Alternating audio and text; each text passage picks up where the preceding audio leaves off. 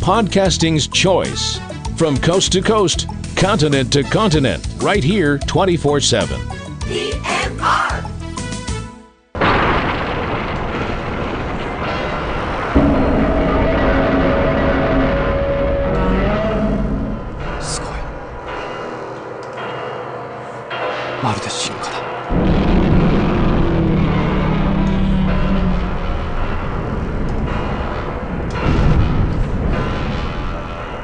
Cavebabble.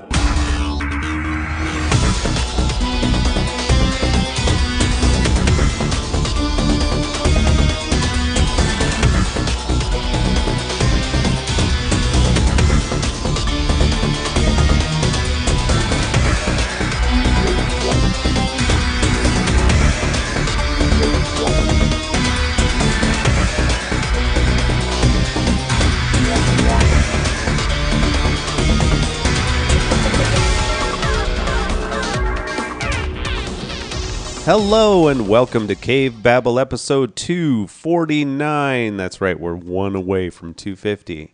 Cool. This week's episode, Shin Godzilla, not knee Godzilla, or not foot Godzilla.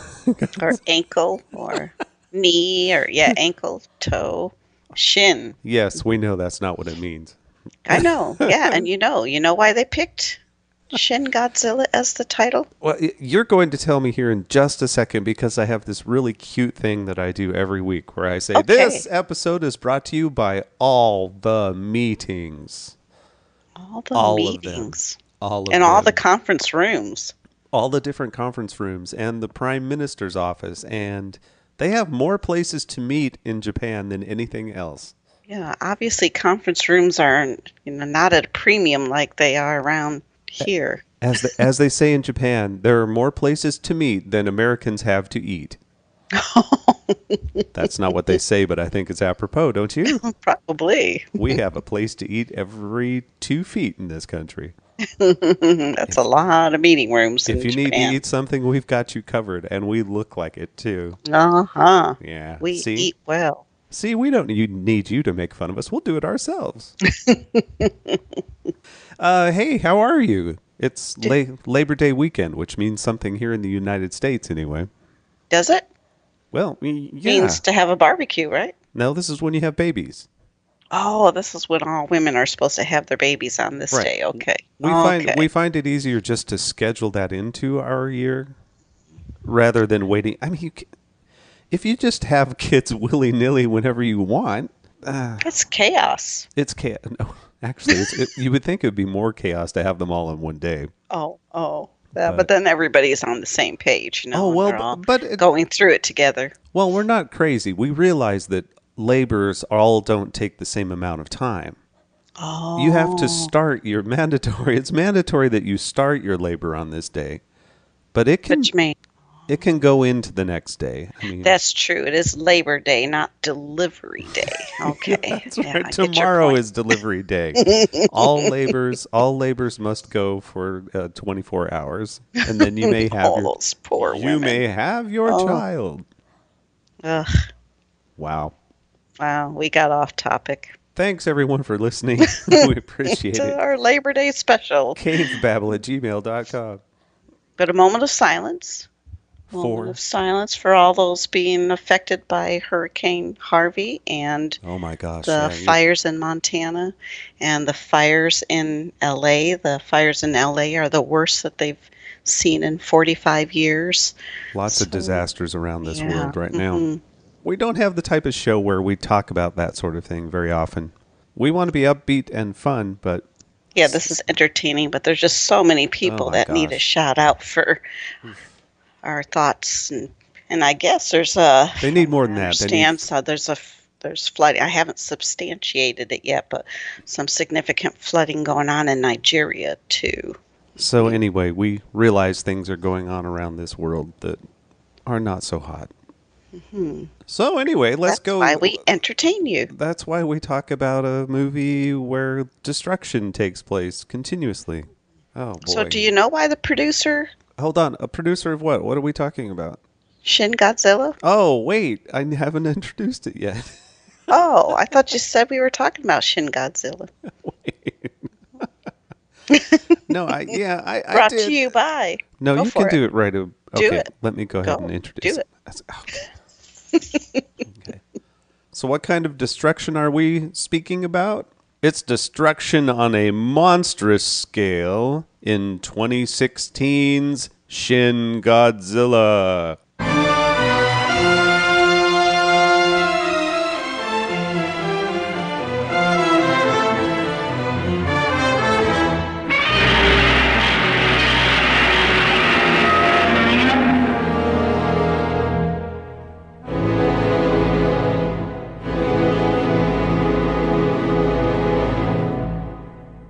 This one's particularly terrifying.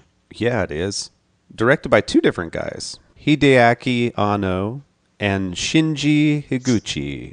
Now, Anno is known for Neon Genesis Evangelion, which is a very famous anime. Oh.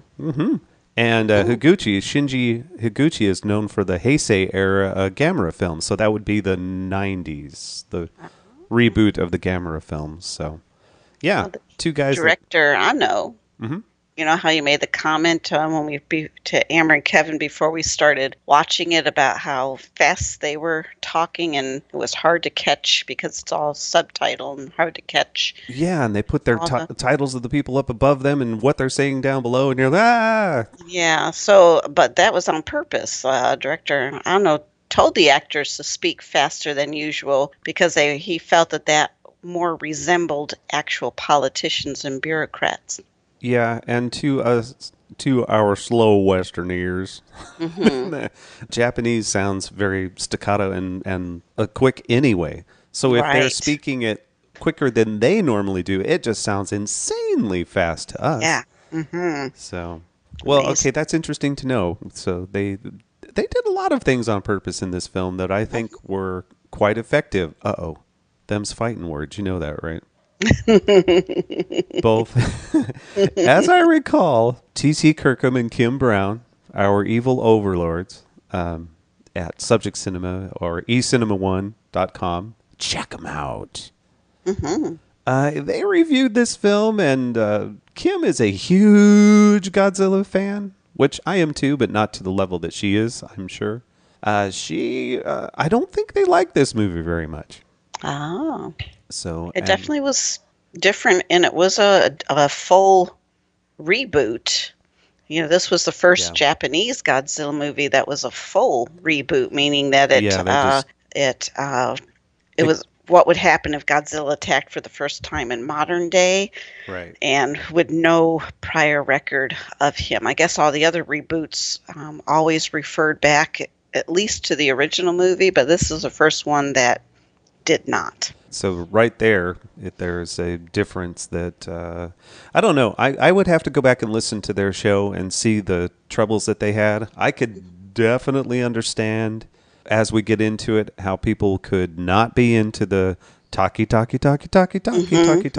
you're used to action.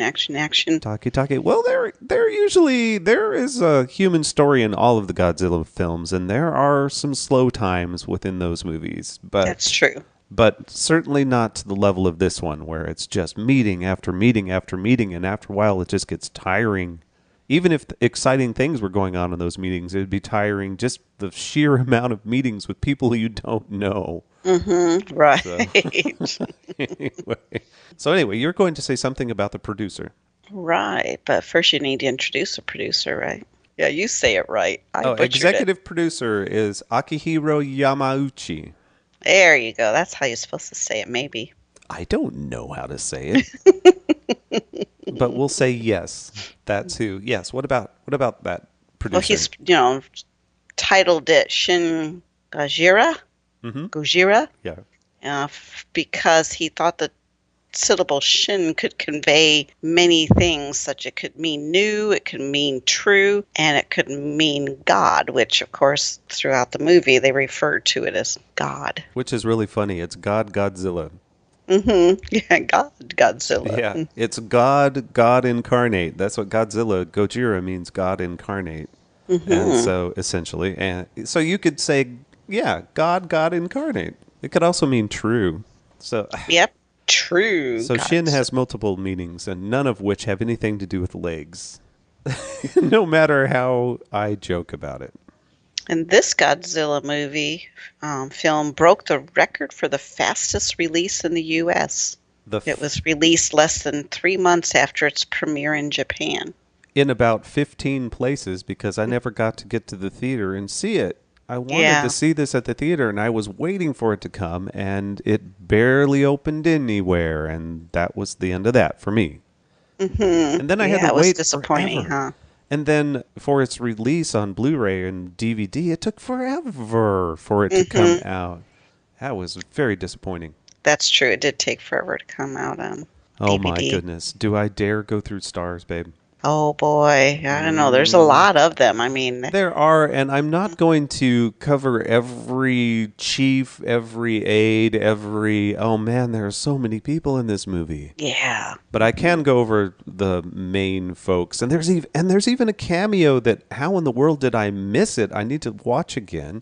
Did you know Hayao Miyazaki was in this film? No. What did he play? He was a scientist. I think he's the one that they briefly had at a press conference type of thing where he speaks and says something about not understanding. I can't remember. I've got to watch it again. I can't believe I missed him. Yeah, that's bizarre because I usually know what he catch looks all like. those. Yeah, I'm going to have to. Anyway. And the fact that we did watch it a second time, first you and I watched it, and then we just watched it again last night with Amber and Kevin. That's right, TC and Kim. We watched it twice. Twice. That should tell you a little something about our opinion of this film. And in my opinion, though, I watched the second time, I was able to catch some more of the story. The first one is like, what's going on? Yeah, I did too. I was able to catch a little bit more, mostly because I completely ignored who was who this time. See, same thing. I try to not keep up with that because it really doesn't matter. I didn't read their titles, and so I was able to focus more on what they were saying, which was good. Okay, so who starred in this? We had Hiroki Hasegawa, who played Rando Yaguchi, the deputy chief cabinet secretary, the main guy. The one who keeps bringing up that, yes, that's a creature under there. And everyone's saying, no, it's not. It's a volcanic activity. That's what it is. Yeah, that's what it is. So the main guy who we follow, it's mostly from his point of view that we get things. We have Yutaka Takanuchi as Hideki Akasaka. Who is an aide to the prime minister. He's above Rando in the chain of command. And spoiler alert, one of the only ones to survive from the cabinet. Oh. Yeah. We have Satomi Ishihara as Kyoko Ann Patterson. Hey, I can say Ann Patterson. Yeah, she plays what she plays the Japanese American diplomat. And there you go. She said that the hardest part of her performance was learning English. She said she found out that she was playing an American after being casted for this movie. And she said she was shocked by the amount of English dialogue she was going to have to speak. So that's what she found was the hardest about her role. And when they switched back and forth between it, like when mostly in the scene with her and Hideki Akasaka's character, I think, is where we were getting some of that as well. And also with Rando.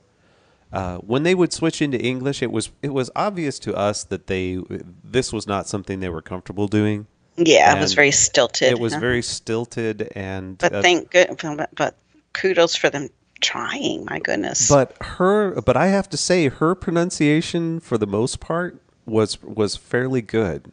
Very true. Yeah, very it was true. not. I know a lot of Chinese films, if they try to use English, it's really not quite there, and she did honestly a pretty good job. So, she did. I don't know why it would be necessary, really. Just have them speak Japanese. Yeah, that is And true. I just mean, I'm not sure assume. why she had, other than the fact it was just reminding us maybe throughout the movie that she was American. But she wasn't speaking to Americans, except when Right. maybe in the scene with the senator, which was Oh. horrible. Any of the English speaking actors that they had in this film, which was mostly just voice, Mm-hmm. you could tell they didn't even film his face or anything. It was just his voice. Mm-hmm. They had terrible actors. Terrible. Yeah. All of the Americans were horrible. It seems like you have said before in a lot of these Japanese film, the English speaking actors that they cast are have a lot to be desired. Oh wow. Mm, They're just mm. they are not you are That'd be not like casting me yeah, for a you are yeah. not getting our best. That's what I will say. Okay, I Exactly. got to continue with this list here. We have Ren Us. Oh God, we have I Ren. thought weren't gonna go through a whole big list. Well, I have to give a few, right? We don't have to cover their characters, but I would feel terrible if I only named 3 people that were in this Okay. movie. The Prime Minister was played by Ren Osugi, and I know I'm not sure exactly how you say it, but that's who I will say. That's how I will say it. There you go. Prime Minister, soon dead, gonna bite it. My uncle's soon dead and Aunt Gunabide need me to help with the harvest. Wait a second. What are their names? Soon dead and Gunabide it? Oh my gosh! That poor man was in a no-win scenario from the very beginning of this movie, Yeah. wasn't he? And he played it well in that you could tell that every decision is like, no, I can't believe I have to do this. And then he kind of sort of would. Oh, and I felt so bad for him at the press conference Yeah. when he was telling everybody, don't worry, it can't come on land. Yeah. And then immediately his aide goes out there and says, it just came on land. It's like, you got to be kidding me. And then he got harangued for going off script. Like, Oh, man, that poor guy. I know he came on land, but that's not what your script said to say. How Okay. dare you go off script? Okay, some of the others in this film, oh my gosh. Akira Imoto, Kengo Kora, Mikako Ichikawa, Jun Kunimura, Pierre Taki. Oh, there's somebody. That must be Pierre, huh? He was one of the combat leaders. Kyusaku Shimada, Ken Mitsuishi, Shingo Tsurami, Kamiko Yo. Hey, come on now. These are guys that they're saying, hey, I just heard Cavebabble say our names. Oh, okay. Takumi Saito. Sorry, don't mean to offend. Yeah. Takashi Fujiki. Takashi Fujiki. That was the lieutenant governor. Oh, that's the one. The governor, Ken Mitsuishi, who I love in other films, by the way. I really like him. He's looking older now. Isn't that funny how that works? He was the governor of Tokyo, and that's the guy, as I recall, he was the one that took over when the PM went. And I felt so bad for him. But he was almost a tinge of comic relief because he's making these horrible decisions. It's the first day on the job. He's looking completely overwhelmed. Everyone leaves. He looks down at his bowl of noodles, and he's like, oh, the noodles are overdone. They're soggy. Or soggy, that's what it was. Soggy. They're soggy. And then I can't remember his line. It was kind of like I knew it was going to be hard or something Yeah, like this that. job is hard. Oh, poor guy. He didn't want to do that job. Oh, hell no. No, he didn't want anything to do with it. So anyway, okay, that's it. I'm not going through more, even though there are lots of cool people. I mean, all of the groups of the scientists, Oh yeah, there's lots of interesting characters in this. the biologist dude or whoever it was that had the towel around his neck the entire time. There were lots of great characters. The woman who was really the brains of the outfit with all of the scientists, she was the one that had the best ideas. I don't remember her name. Right. See, because like I said, the second time we watched it, we really paid no attention to the names. So I was just trying to catch the dialogue this time.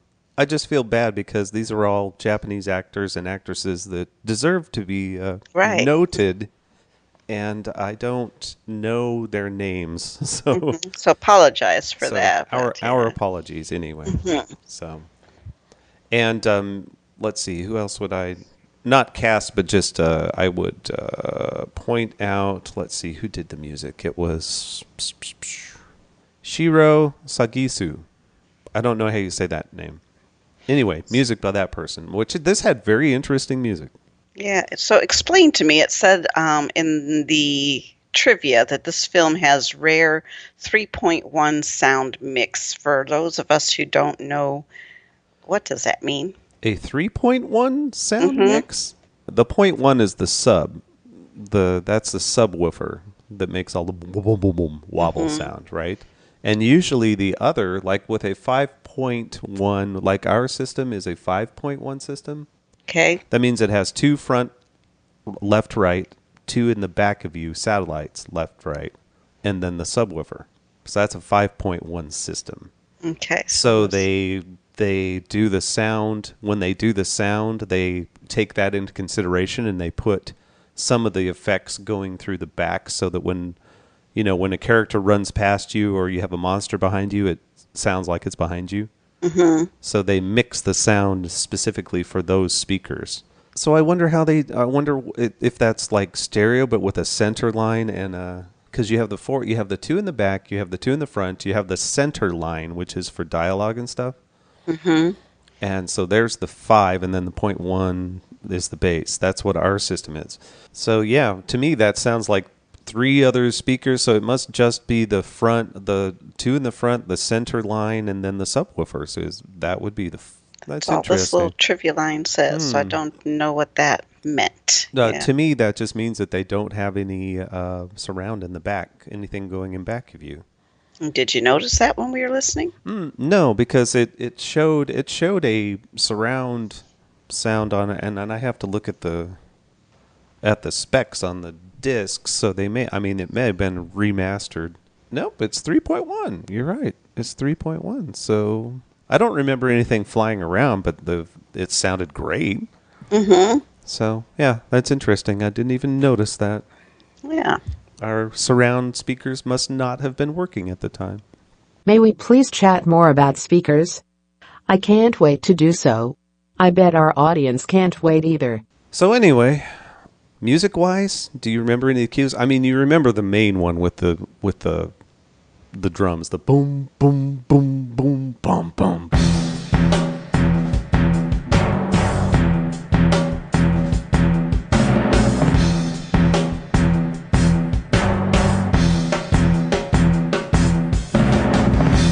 And then partway through, there was some weird thing that was like they played a little of the classic Godzilla theme at one point. But there was another part, which I wrote down somewhere, it changed. The music was kind of funky in it. It didn't really fit the scene, and I can't remember. I didn't write it down. Darn it. Oh, well. Anyway, when you see it, you'll know it. よって羽田空港は全便が欠航。品川消防署管内南品川付近にて新たな火災発生。都内各路線は京急を除いて運転を再開。各国首脳から哀悼の意と支援の表明が。援助物資やスタッフの受け入れを東京都の防災東京証券取引所は通常通り取引を行い、特別なことは計画していない。 Or maybe you remember it already. Okay, I know you pay more attention to the music than I do. I just it's, the music just is more in the background to me and just kind of lends to the mood. So, yeah, I don't pay as close attention to it because I don't make music like you do. Yeah, well, it was used sparingly anyway because this is filmed some in different ways. It was like you were there. It was like a cinema verite style, where they have the cameras from the cameraman's point of view and it's shaking around and all of that. Mm-hmm. It's that whole Cloverfield thing. Yeah, that was Amber's first reaction when she first started seeing it. Was when she said, "Oh, it's filmed like Cloverfield." Right, exactly. So you have all that going on. So, and this is the first Godzilla film filmed in Japan that I've seen like that. I don't know if we've had. Actually, now that I think about it, I don't think any of the Godzilla films have had that sort of thing in it. Right, and not that I remember at all. Mm-hmm. So it was interesting. A lot of it would look like, news footage and things like that. So it was pretty cool, but I am very glad that they didn't do that the entire time. Yes, I agree. Mm-hmm. Because especially with the meetings and everything, if it was just, if it was just shaking around all throughout the meetings and everything, it would have gotten old after a while. And they did a good job of showing both types, like more of a cinematic style for some of the scenes, especially when Godzilla is doing his thing. Oh man, you have to show that in big widescreen glory, right? Mm-hmm. Right. Mm-hmm.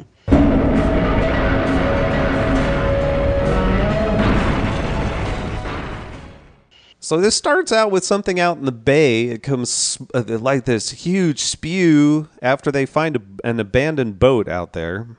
And they go on board and they find a note that says, "Do what you will," or whatever it said on the note. I can't remember what the line was. Mm-hmm. When they find the abandoned boat. Mm-hmm. Yeah, when they find the boat. And then, boom, there's a huge water spout. And we're talking massive water spout that goes flying up. And then it's all tinged with all of this red, right? Mm-hmm. Gunk in it. And that shakes and breaks through the tunnel that goes underneath the bay and is pouring all of this red crap all over the vehicles in there. And then they go to a meeting where they talk about it being some sort of natural something. Can they not tell that's not water? Yeah. It is I guess not. It's most definitely not water that is pouring on them. They may not know what it is, but have they seen anything like that before? Which is maybe why they didn't know how to describe it other than a red liquid. Oh God, wasn't blood. That stuff was gross, wasn't it? Whatever yeah, it was. Whatever that ooze was that was coming off of Godzilla, that was disgusting. Mm-hmm. Yeah, that's I think what bothered Kevin the most. He did not like that. He really was ooged out by that. It was pretty funny that he didn't like that. But anyway, yeah, that's all I thought was it's obviously not something that you normally come across. So, why wouldn't you be more open to some of the other theories? And also, they were talking about volcanic activity. Is it a new volcano? And luckily, just like I thought, one of the other people brought up is like a volcano between the tunnel and the bottom of the bay. Yeah, right. Mm-hmm. How far underneath the bay does that tunnel go? And so, yeah, it really didn't make any sense. But it also was the first instance of people bringing up something and others just laughing it off like it's the most ridiculous thing they've ever heard. And then immediately that's the answer. Mm-hmm. And I get a kick out of that. And obviously that's what the film is about, is the slow movement of bureaucracy and what a city would actually go through if there was a huge something like this happening. What in the world would they do if you have a society that's all built, okay, we have to have a resolution to do anything. How quickly can you rush those through? And what does it take to get things mobilized? Right. And, see, it seemed like they had too many steps built in their process that it had now become inefficient, which is part of what you said the film was trying to portray. Right, which I only assume is... I assume that it is more of a parody of what would happen. Not a parody. I mean, I don't think it would actually happen that way to the same extreme that they show in this. If there's something huge that's coming onto your land, you are going to mobilize everything you can as quickly as you can to deal with it. You would think so, though. I do know, like in American bureaucracy, the federal government has to be invited in by the local government before they can take action. So I don't know if Japan's the same way. So they can't just the federal government can't just send in reinforcements randomly until they're invited.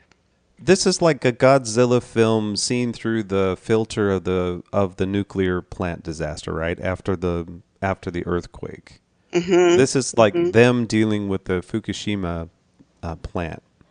Yeah, and in fact they did not a twist. They did an homage to that, the earthquake, and also the release of the original playing on the date of when the monster was first seen. Oh, I didn't. Of course, Yeah, I didn't pick catch up on that either, because Yeah. supposedly the date that the monster was first seen was November 3rd, which, when you write that in European, how everybody Flip it else around. writes it, which is 3/11, so March 11th, that's both the day of the earthquake and the day of the release of the original Oh my goodness. 54 movie. Oh wow. Yeah. Interesting. Okay, yeah, things like that. I'm sure this film is filled with things like that. And What was also, really interesting, and Amber caught this, she said, "Oh, now this part of the filming of the Godzilla creature looks an awful lot like the Titans, the Attack on the Titans," and it was. yeah, right, because it's was. the same guy. The same effect, the same hybrid combination of computer versus computer-generated imagery and the traditional effects techniques. Yeah, it was. Right, and one of the directors was part of that. Actually, I think both of them may have been involved in that. Right. On the so she filmed caught version, that. Yeah. which is not very good, by the way. We are not going to we aren't going to cover that either part. We haven't seen part 2 yet. Part 1 was not very good. Yeah. Yeah, the anime is great, and the books, the manga is good, I guess, but I've not read it. But yeah, wow, that live action film, not so hot. Good thing they're known for other things, because the directors, because based on that alone, I wouldn't have given them a job. So it's really not that good. Yeah, meetings are boring, but they sure have a huge incident command, right? They have, isn't that what you were saying? Their command center? It was massive. Yeah, massive, and it looks like it's continuously set up. Yeah, so, which is, interesting, because I know our incident command is only put together at the time we need it. So theirs seems to be set up at all times. But there again, this is their big command center. Well, after the big bad in the middle of the movie, the big bad being destruction in the center of the film, they moved to a different location, and everything's all set up for them. It's nice. Yeah. I assume there was a whole boring set of scenes where guys were setting up stuff, but right. Yeah. Of course, we didn't need to see that, but they went to a new center, which was considerably smaller than. Oh my God! Because everybody's dying. That's why. So they call this. They refer to it as the giant unidentified life form, Gulf. It's the Gulf, but then they call it several different things during the course of the film. Right. Right. It was just like, because you said there was the giant creature something room when they had. Yeah, the giant unidentified creature. Yeah. And so they. Yeah. I just like how they name the room. Did someone make a sign while they were? Because was there a sign on the? I didn't notice that. I can't remember. There's a this sign. Was just it was just the subtitles titling at the top that told us that. So told us what the room was, where they were currently at, so we could see we were jumping all over the place into all these different meeting rooms.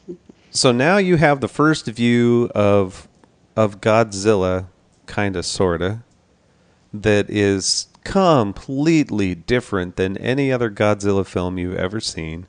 Which is this thing that is making its way up the river, and it just pushing boats up the river in the middle of the city, and it's just flopping around, and you can't see its head or anything. All you see are the spikes on its back, and it has this very chaotic, weird, jerky movement to it.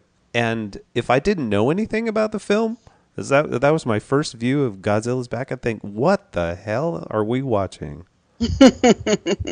That is unlike any Godzilla anything that we've ever had. And so I can understand that those that are, huge fan of the film would either, like they are, divided, love it or hate it. And I guess one of the goofs is when we first see that creature, the creature, as we noticed, was not a consistent color. And that was, wasn't intentional. Oh, really? I'm going to have to watch it again and check that out again. Yeah, that was listed under a goof. The effects were good. I mean, for the most part, it looked like a combination of computer and props and things like that. They did both physical and CG. For the most part, it was pretty darn effective. There were some scenes of walking. Yes, it does walk eventually.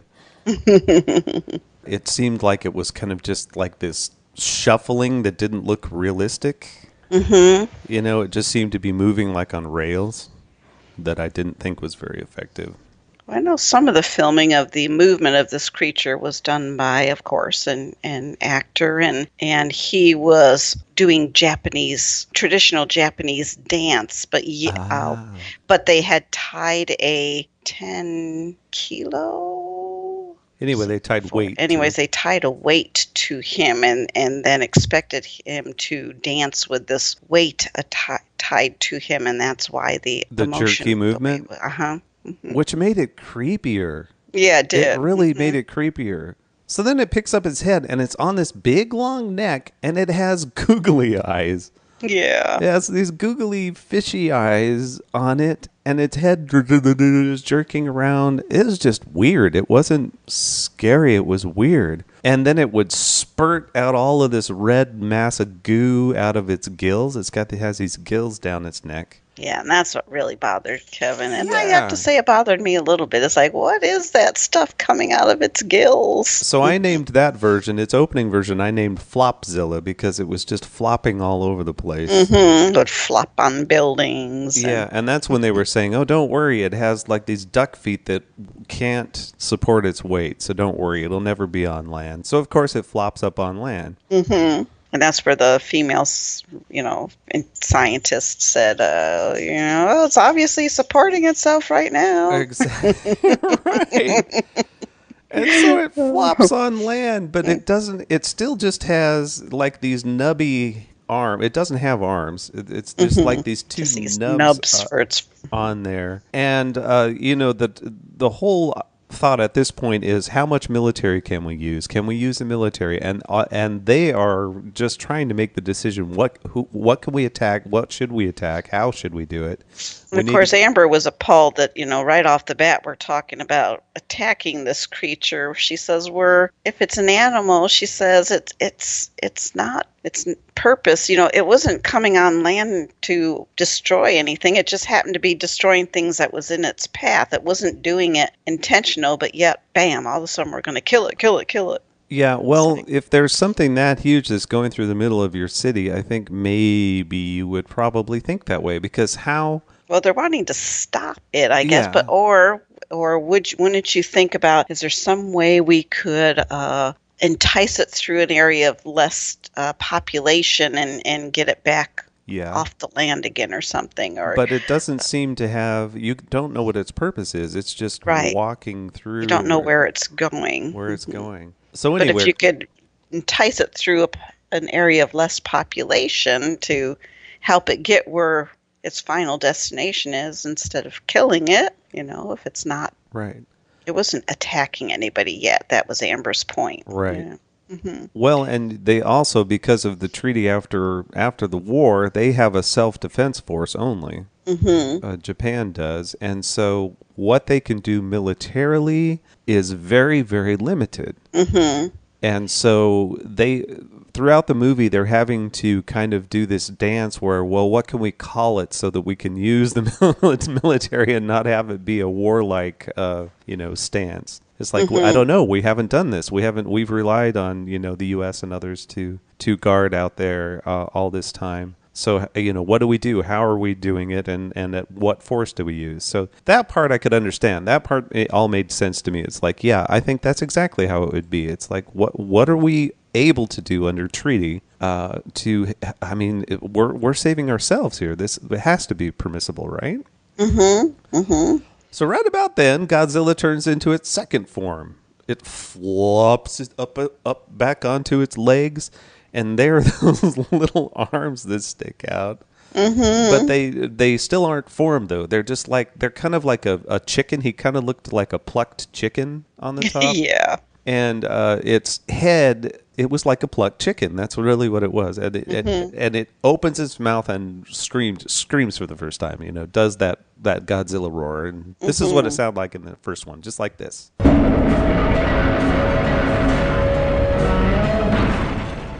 Oh, I love Godzilla. Mm-hmm. And it's cool in that Well, first of all, its whole body kind of looks like it's been stripped of its skin, It's just this red and blech. And those little, I guess you would say that they are tendons or whatever at the corners of its mouth are just really cool. I like those. It reminds me of a dragon. Like a webbed mouth. Yeah, like a webbed mouth. And that part was really cool. Of course, it's not in its final form. This is like the video game of Godzilla movies. It's evolving each time. Mm-hmm. It's evolving based on its external pressures. Yeah, what it's being. Right. So now which then Amber makes a point of is like, if they know it's morphing based on its external pressures, why in the heck are you coming at it with weapons? She says it's going to evolve past the weapons you're throwing at it too. Yeah, exactly. That bothered her. That really bothered her. Yeah. But now that it's standing up, now they send the helicopters in. Mm-hmm. Right? And the helicopters are all hovering within respectful distance. Well, the helicopters were sent in when it was still prone. Because that was one of the comments when they came above it. Is like, oh, this creature doesn't look like how you told it was going to. It's standing up. Yeah, right. Because it had stood up while they were on their way. Mm-hmm. Yeah, that one shot, that helicopter comes around that building and holy crap. It's like, whoa, I'm not expecting to be staring at this creature. So then they go into holding pattern because there's an old guy and a kid that are crossing the tracks. Yeah, two people. The train tracks for two people crossing the tracks. I'm glad they did because I'm glad they didn't kill those people. Yeah. But at the same time, you have just authorized use. I don't even know if they would see those people down there. Right. And like Amber said, wouldn't you just not necessarily, you would just pause the shooting until those people ran out of the way because they were almost all out of the way already. Right. Don't and you just abort the mission. The Prime Minister just calls it off completely. Yeah. He's like, oh, there are two people. No. I thought everybody was gone. See, no. Stop. Mm-hmm. And so they stop. Yeah, I did not really believe that portion of it. Of course, we know that those weapons aren't going to do squat to it because they never do. Mm-hmm. So I call this form Shufflezilla because Shufflezilla because it just shuffles around, and I like it because it doesn't so much just pile through buildings. It more just flaps against it. It's like it comes up against a building and its head kind of goes over the top and and knocks into it. I got a kick out of this form. Honestly, I liked all of them. Although that first one, it's not a Godzilla movie. I don't know. I don't know about that one. Yeah.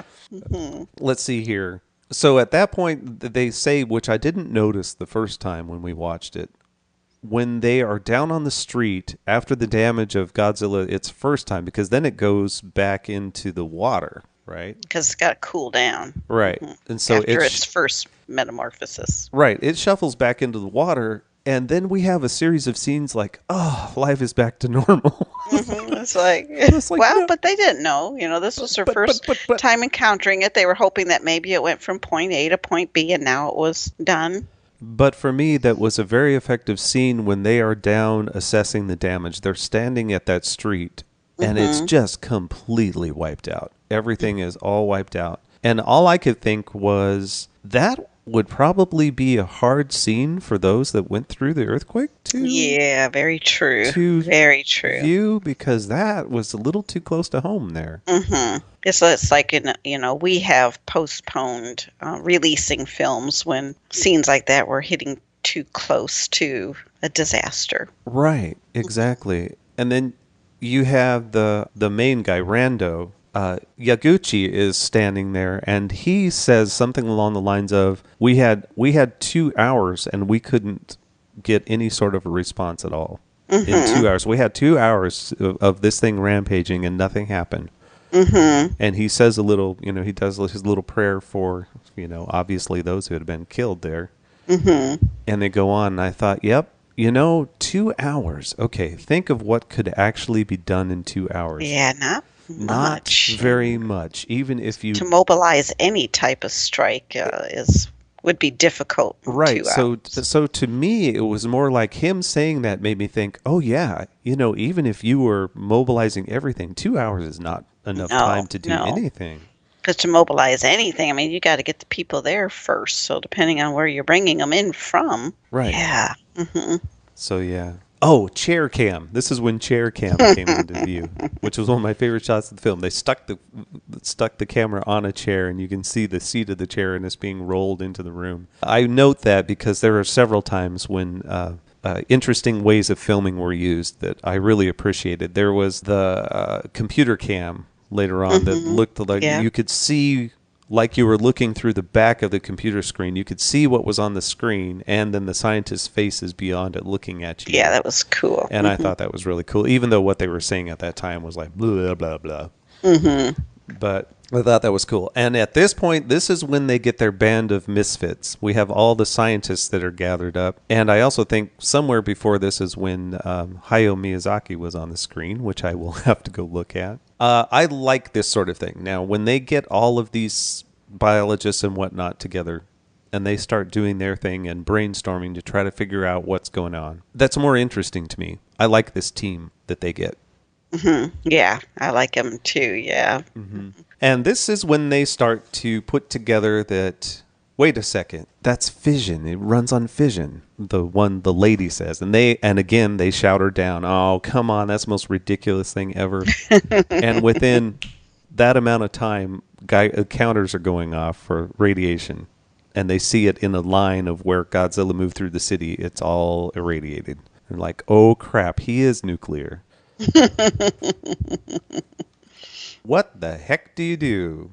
And Kevin had a point. How do you drip radiation? So If it's- that bothered when they got to that point, it's like, well, that's true. That was probably a poor. They probably should have said, dripped radioactive fluid or something. Ooh, Right, but which not. I just assumed all of the red crap that he was spewing all over the place, that was all radioactive. Yeah, As people when they went back and did a scan of that area and showed radioactive contamination in his path. Right, I just assumed that was, which would mean if there was any Geiger counter or anything around that tunnel, those cars were just coated in it. Yeah. So, I don't know. Anyway, this is the point where they figure it out. And also when the senator's daughter arrives, here comes the USA. We are not portrayed very well in this movie, except that we are. Now, the reason I say that is, in typical fashion, they learn that we were the ones that created this. We were dumping nuclear waste off of Japan, without their knowledge. And then the resulting abomination that is born, we had heads up on before Japan knew. The U.S. already knew about it. We had a name. We called him Godzilla. We called him Gojira. So we already knew. We were covering it up because we were dumping, of course. And because there are new elements that we might even want to take advantage of. Man, we're like double bad. But then they need our help. So it's kind of like a combination of both. It's like and that's the same in a lot of the Godzilla movies. Every time we have the Americans, we are not portrayed very well, but then we're also needed. Right. A lot of the times in the films, it's kind of like Japan realizing that it's kind of like not evil, but just realizing that they are really reliant on others in the world to help them out when it comes down to it. So anyway, it was just interesting. I'm not bothered by that. I think if you have a country that drops 2 nukes on your country, and I won't even argue the reasons for doing things, in World War II, or how many lives that it potentially saved in a ground battle or any of that. I think the horrific nature of dropping bombs or having those bombs go off in your country, you never forget that. Oh, don't know how you could. You never forget that. And with Japan, it's mixed with, we shouldn't have been doing what we were doing. We brought a lot of that on ourselves, mixed with, even so, you shouldn't have done that. So Yeah. you know what I'm saying. That so Even so. that comes through very clear in this film. As soon as the nuclear option, nuclear just material and us starting to talk about nuclear bombs starts happening, this film gets very, very serious. Yep.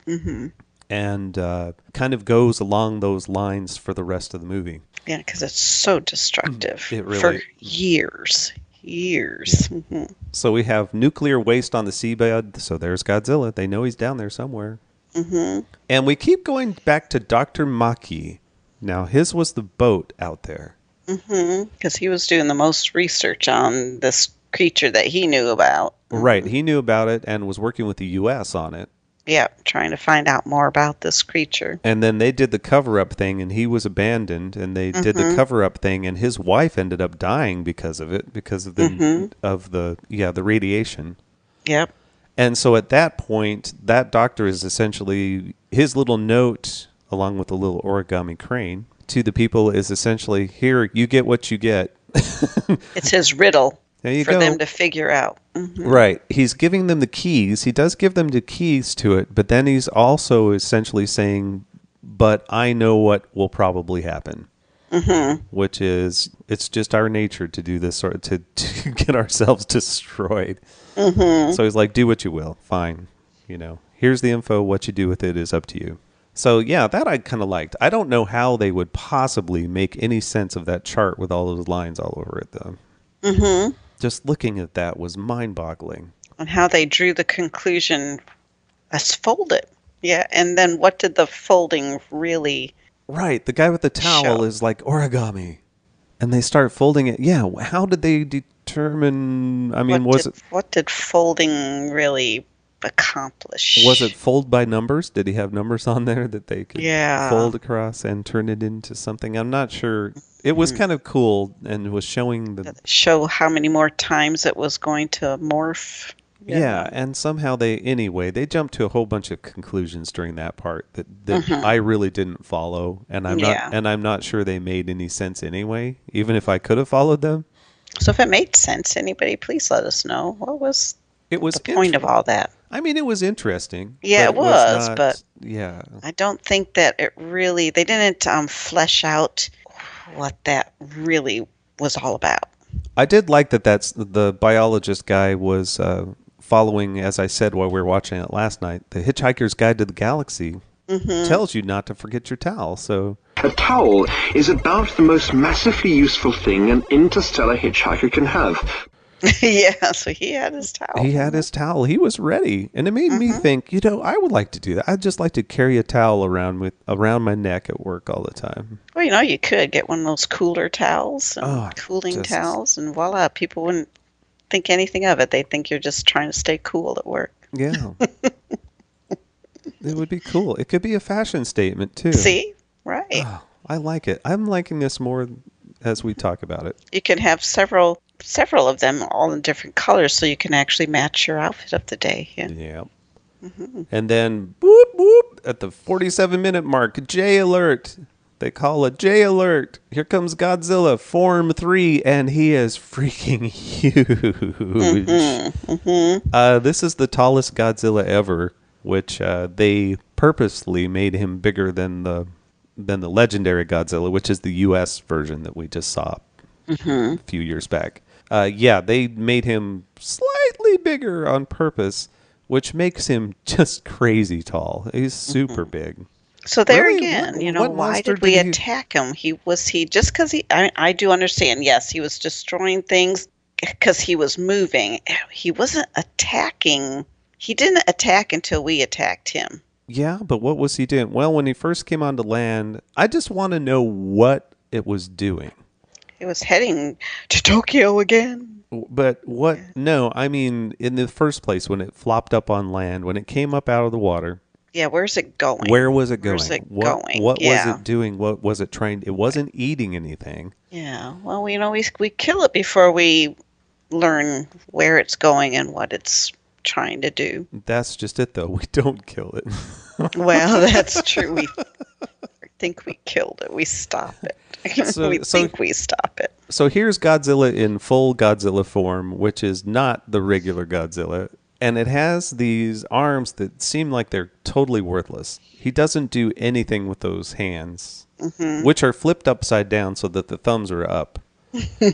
And, or I guess maybe that would be a natural stance. But still, anyway, it doesn't do anything with those little baby hands. And it's looking just like the others, where it looks like its skin's all ripped off. And it has the hugest tail ever. That thing was massive. Super long tail. And here it comes. Boom, boom, boom. And I think that's when they played some of the original Godzilla theme. I'll have to... Yeah, it does say in the trivia that every time it morphs, it plays a little bit of the original Godzilla music. There you go. And that's when I noticed it the most, because it was most like a regular Godzilla film, where here he comes out of the ocean. He's in the distance, but massive. And people are, oh, crap, here he comes, you know. And finally, we get a military response. He gives them the okay. All right, here we go. And they start firing at him, and they're giving it everything they've got. And, of course, it's doing nothing.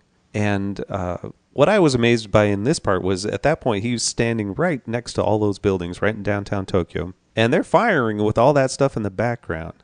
Now, they did say that they had evacuated that zone, right? I know that they had called for evacuation, yes.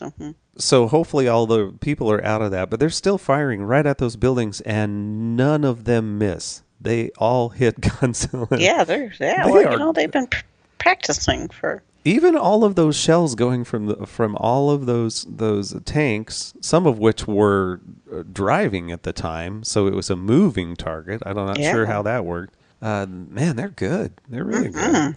And this part of the film is starting to be the best effects of the whole thing and the most exciting part of the whole movie for me. They're attacking him just like in the old Godzilla films, and it's having no effect, but they keep using larger and larger weapons. And then here comes the U.S. bombers. Stealth bombers come. And they drop these big bombs, penetrating bombs, down on him, and the big booms. And nothing happens. Uh-oh. We're in trouble, babe. I made a note at this point. The tension jumps at this point. And the film, for me, becomes really good for a little bit. And at the 1 hour and 4 minute mark, I just have wow, wow, wow written in my notes, because I absolutely love Godzilla's attack.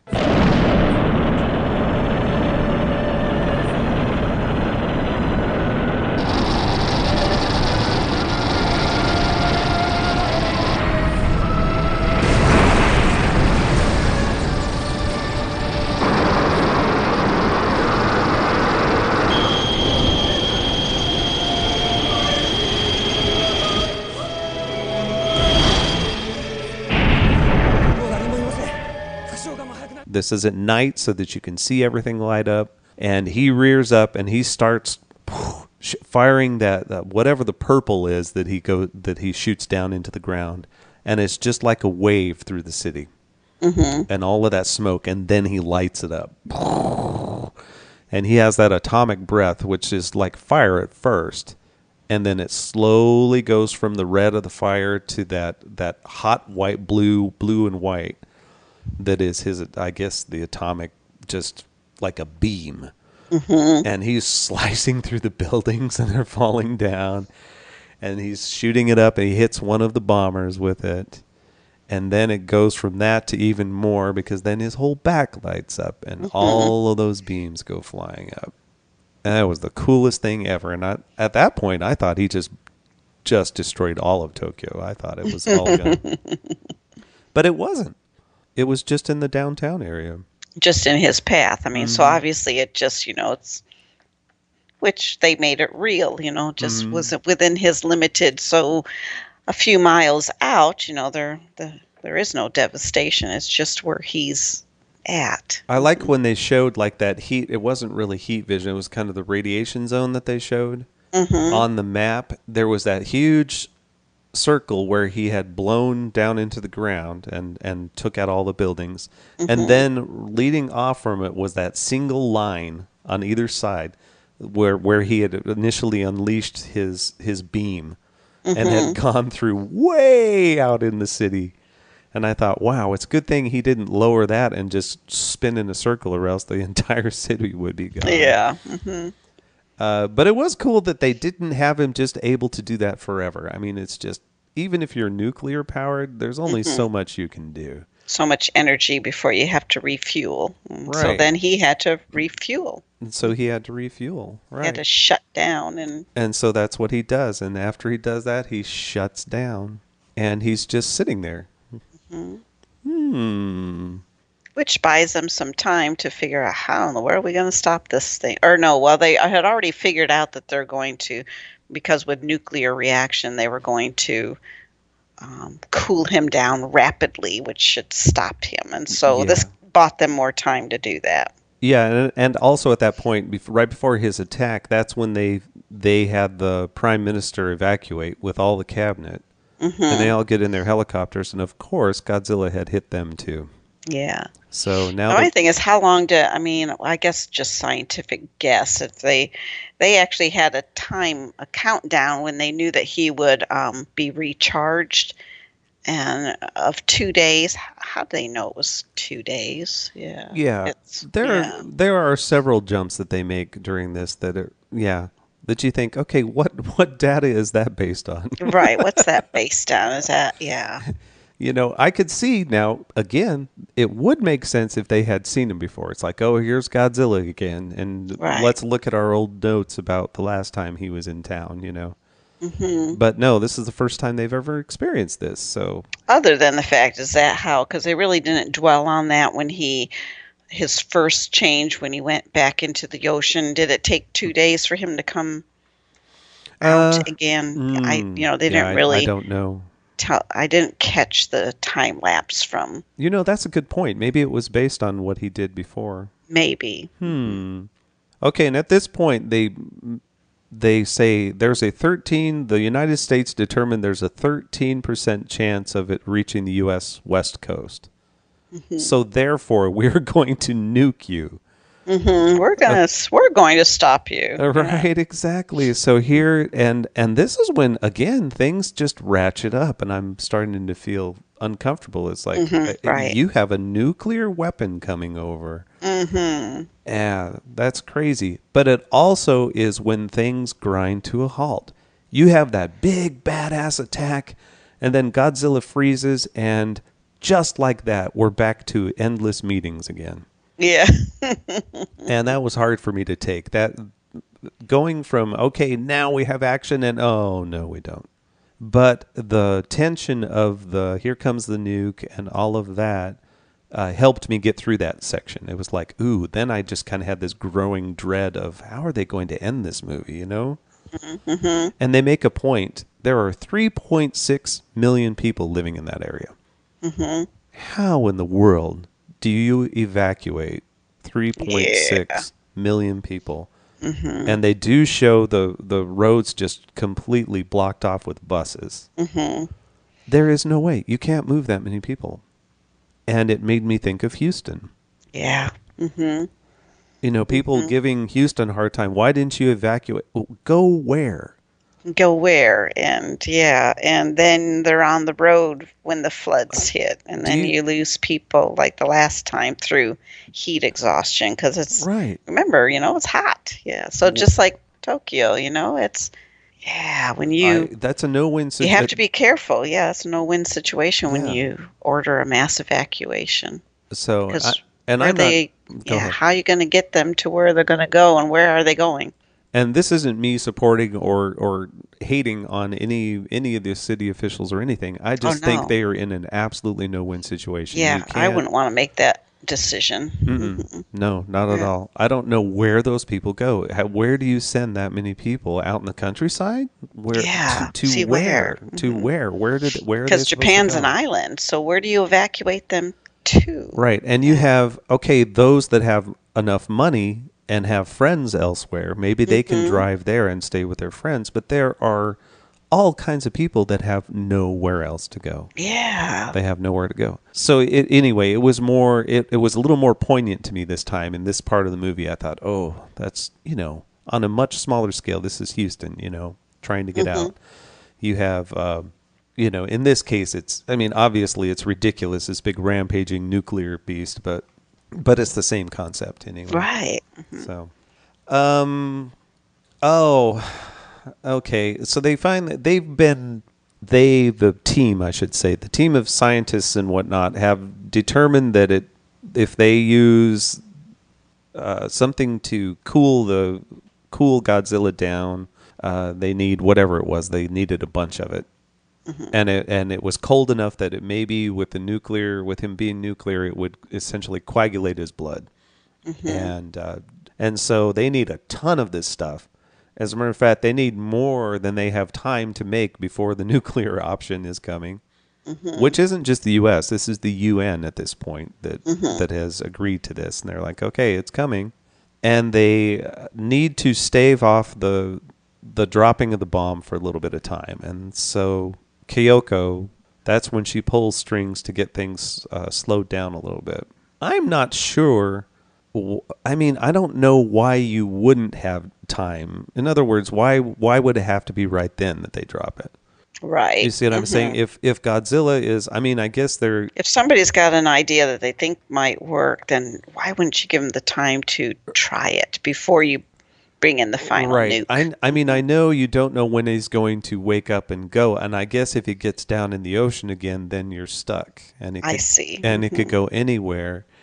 But I don't know, couldn't you have bombers on standby or something where you could, when it starts to show, because then he'd be attacking again. I guess you really don't have much choice, but... Yeah. Not that that nuclear is going to do any good, because he's nuclear himself. So anyway, at this point, they finally get enough of this stuff to do it. And Rando has to have a battle speech. Yeah. Even in Japanese movies, we have to have a battle speech. Do we really? Mm-hmm. It's probably my second least favorite thing in films at this point. I hate battle speeches, before battle speeches. And he starts out by counting to 6. Darn you, Henry V. Why does everybody have to do this now? Amber caught that. She says, he just counted to 6. Well, yeah, at least that's what it sounded like. Yeah, it was really funny in Spanish, right? It did sound like he said that. Mm-hmm. Counting to 6 in Spanish, yeah. Oh, and so they go and do their thing. And again, anytime that they're messing with Godzilla, I really enjoy it.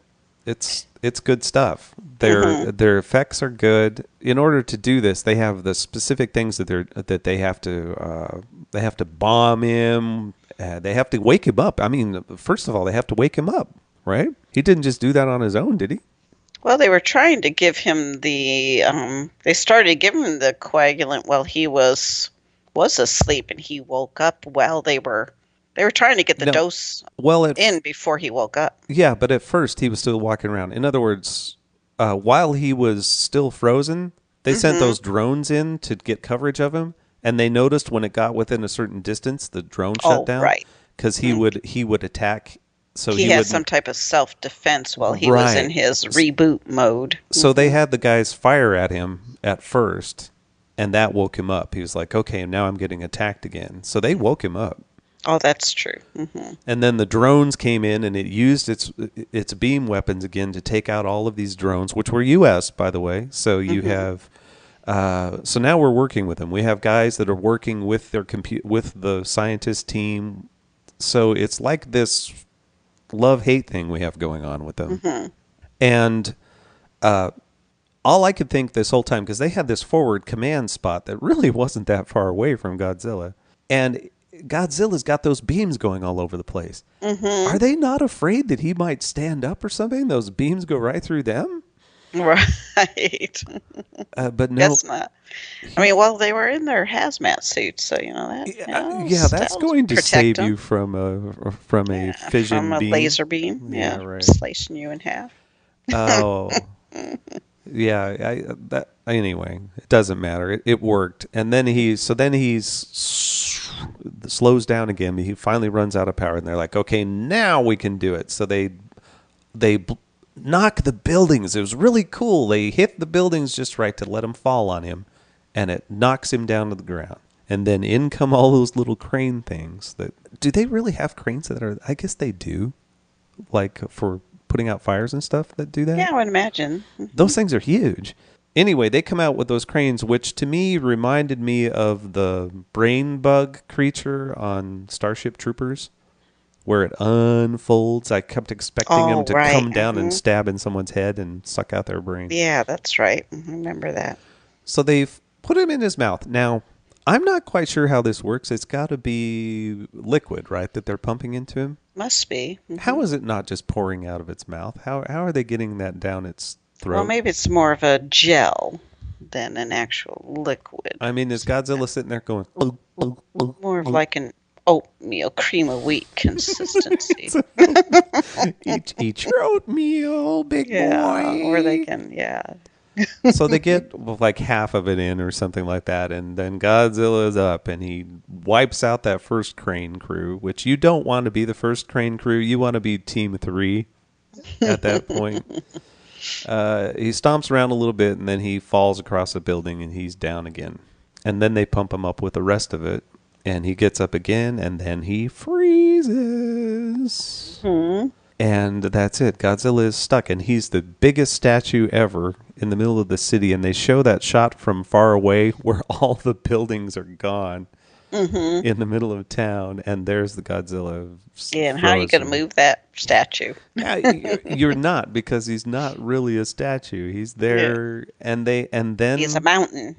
They call off the nukes, of course, but then the UN says, "Okay, nukes are coming as soon as he starts moving again. The nuke is coming. You know that, right?" So they give him that warning that it's coming, and we know they gave it some half-life of something or other. Yeah, they calculated a half-life of like so many years. Right, and that it would then, come back. And then they have their last little speeches and everything, and then they zoom in on Godzilla, and they show that big old tail, and they go up the tail in the shot, and there are all of these humanoid kind of cross Godzilla things sticking out of its tail. In other words, it was frozen as it was giving birth. There are all those little Zillas on the tail, which means all of those are going to get out when it comes back to life. And that was that was right the very last scene. So that's weird. Yeah, how they're gonna do the next one. They kind of looked like a cross between Godzilla and a xenomorph creatures. They were vaguely human-like, and At first, as a matter of fact, when I first saw it, I thought, oh, it swept its tail around and picked up people, and those are their bones. It's like, no, those are creatures. It's like I said, morphing, giving its giving cloning itself, or not cloning, but reproducing, anyways. So, what do you think of this Godzilla design here, babe? You've seen a lot of the Godzilla movies with me. I've been purchasing them on Blu-ray and watching them all. This one was intense, yeah. Yeah, it was. It's definitely a different creature. Oh, one thing I really did like about him, which I didn't notice the first time we watched it, was when he was getting ready in that night scene, the best scene in the movie for me, when he was about to do his flame attack, these shields closed over his eyes. He has a membrane that looks like it was metallic, went clunk. Protect his eyes. Protected his eyes. I thought, oh, that is so cool. I didn't see that, I guess, the first time. Catch that the first time. Yeah, so I was glad to catch that. So what did you think? What is your opinion? Are you glad you saw it a second time? Or? Like I said, I think I got more out of it the second time, because I knew more what to expect, so I was able to catch more of the story the second time. First time I was just busy trying to read. Right. Yeah, it was a lot of reading, and it was hard to catch everything. Yeah, I missed a lot of the action because I was trying to read, and then when I realized, okay, I don't need to read all this, just watch the movie, so that's what I did this time. I watched the movie and caught more of what was going on. But we are the same in that if there is an option on foreign language films of hearing it in its original and reading subtitles, that's the way we're going to do it. Yep, Yeah. Hearing American definitely. dubs is not what we want to do. No, we like to hear it in its original language. I wouldn't mind, now that I've seen it twice, I wouldn't mind seeing it the third time and turning on dubs and just to see how it sounds. Mm-hmm. But see how poorly they dub it. Yeah, but more out of curiosity than anything, because I don't have a problem reading subtitles. It's right, fine. Exactly. Well, except in this movie when there's rapid fire. When there are words at the top and bottom of the screen and just blah blah blah blah blah blah blah. Mm-hmm. Thumbs up for me, honestly. I don't react the same to the whole movie. In other words, there are really slow times, and were times when I thought, "Oh God, not another meeting, please, not another meeting." But at the same time, I was curious about those meetings. I was interested in seeing the level of bureaucracy and the hoops they jump through and all of that. It was interesting to me. Mm-hmm. Now, I know that originally in the original script there was supposed to be some family drama, and there was supposed to be a romance under story, but the director cut that all out. You know, I'm glad he did. It didn't need a romance. Yeah. Mm-hmm. No, we didn't need that. I guess it would have been with the senator's daughter. Probably. Yeah, I would guess maybe between the senator's daughter and the Japanese prime minister to be rando in training. Yeah. Right. No. Yeah. I don't think we needed that. So No, I don't think we needed that either. I think it went glad he cut it. Mm-hmm. I listened to two monster podcasts, I guess like you'd call it. I listened to the Kaiju Cast and Tokyo Lives, I think is one of the crews. And then these are guys that are big time into kaiju films, especially Kaiju Cast. They love this movie, and the other group, the Tokyo one, they did not like this movie. Mm-hmm. And so that's pretty much how it's split. I think you have those that really like it. It's something new. Godzilla's updated, all of this and the other thing, and enjoy the political machinations and all of that. And there's the other group that's like, this isn't a Godzilla movie. Uh-huh. That don't see it that way. And depending on which side of the fence you're on, I guess you don't really have to be. You can be on the middle of the fence too. And that's kind of where I'm at. Mm-hmm. I can see both sides. I can see how it would be really dull and boring to a lot of people to have so many meetings and blah, blah, blah. Mm-hmm. And I can also understand those who are saying, what? Godzilla has different evolutions. Mm-hmm. Yeah. But I enjoyed it. So there you go. Yeah. All right. I think we're done. Anything else? I think we've covered it well. I think we have covered it well. If you'd like to give us your opinions, either about this film or how we butcher Japanese names, or any cameos we missed of famous Japanese people that we didn't recognize, please send that to cavebabble@gmail.com. Or you can go on over to cavebabble.com and check out a list of our shows, what's going on there. You may join our Facebook group, search for Cavebabble, ask to join, and Valerie will say yes, yes, yes. Send us your favorite non-soggy noodle recipes. That's right. Give us non-soggy or meatloaf. Mm-hmm. Or meatloaf, one or the other. Yeah, well, you know. No one true. has You're ever still sent looking us... for that infamous meatloaf? I think Anthony sent us something once. He did. And I think we made it, and I think it was very good. Oh, yeah. Did we? Yes, we made it. Thanks, Anthony. We appreciate that. So that's why I was going on to a different, maybe non-soggy noodle recipe this time. You may also subscribe on iTunes. We would appreciate that. Search for Cavebabble Podcast and subscribe on iTunes. You can follow the link from our site or from Facebook, everywhere. It's all over.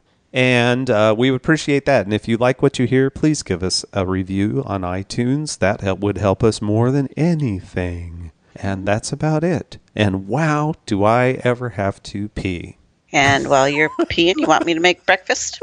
Sure, why not? Make some eggs and toast and hash brown. That's what we'll have, everybody. Well, with a side of Godzilla's spew. Mm-hmm. All right. Thanks for all the downloads and listens. And until next week, we're out of here.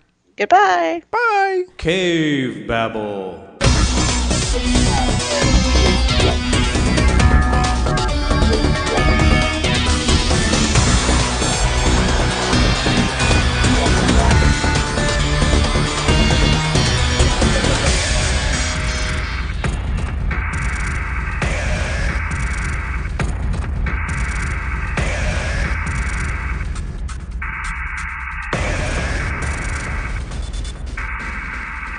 誰も見たことのない水生生物の新種。